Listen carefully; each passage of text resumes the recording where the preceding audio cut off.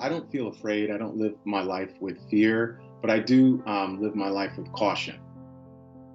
We still deserve the chance to grow and to learn and to love others, and to be a person with a heartbeat, with a breath to take. There have been activists involved in the civil rights movement in the 60s. Sammy Young, that was murdered in Selma, Alabama, because he used the wrong restroom, or he used the white-only restroom. Shot and killed, nothing was done. So there's nothing new about this part. It's certainly new that some people are able to see it on video. You would think it was 1965. We just got out of segregation, now we're trying for civil rights. You know what I mean? That's what it feels like. I swear, it's like we're stuck in a time capsule.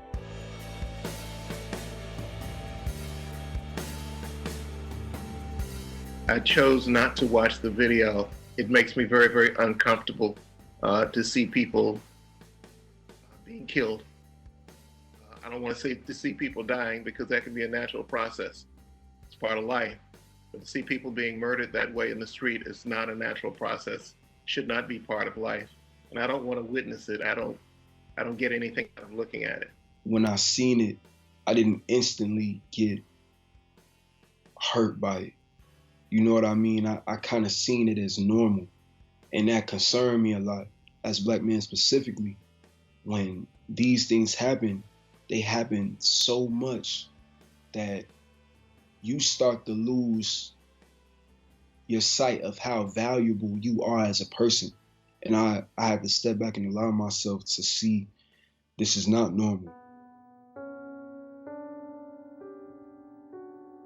When I go outside, one of some of my fears as a Black man, being profiled, being followed by police officers, being called disgusting names.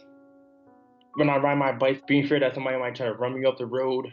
Because upstate, you see Confederate flags literally flying in the air, which is ridiculous. You see,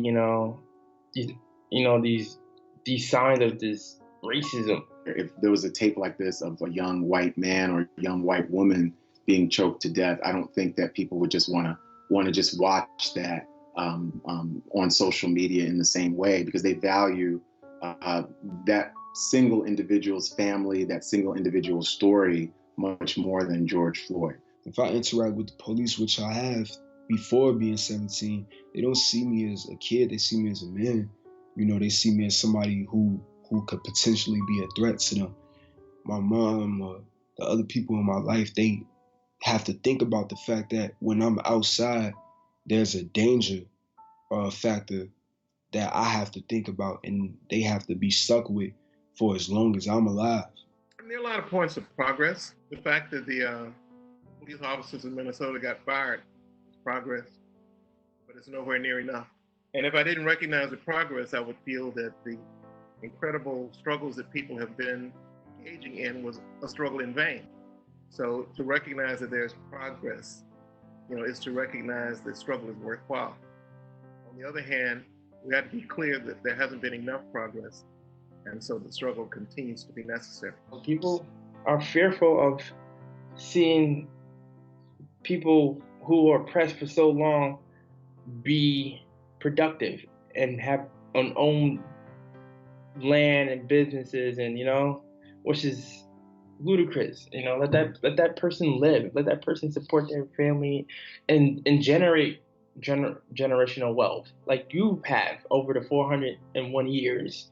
Can we get the same freaking piece of pie, American pie? So I'd like to see an America that has decarcerated, that has transformed the criminal justice system into a true justice system, but that has used the resources for the militarization of our police and the incarceration of young Black men and women into producing thriving, racially integrated communities. A lot of people are angry or concerned about rioting or protesting.